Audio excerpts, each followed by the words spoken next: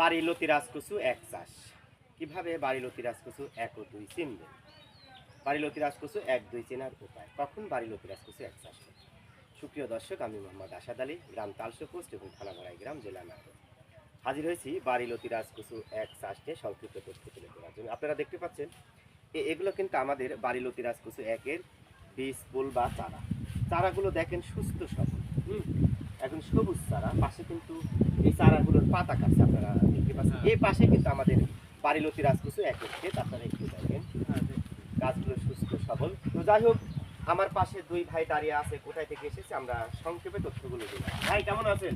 আল্লাহ খুব ভালো রাখছে। কোথায় থেকে আসছেন? আমরা সিরাজগঞ্জ থেকে আসছি। আপনার নাম কি? মোহাম্মদ আব্দুল কাদের। আপনার নাম? মোহাম্মদ ইমরুদ্দৌলা।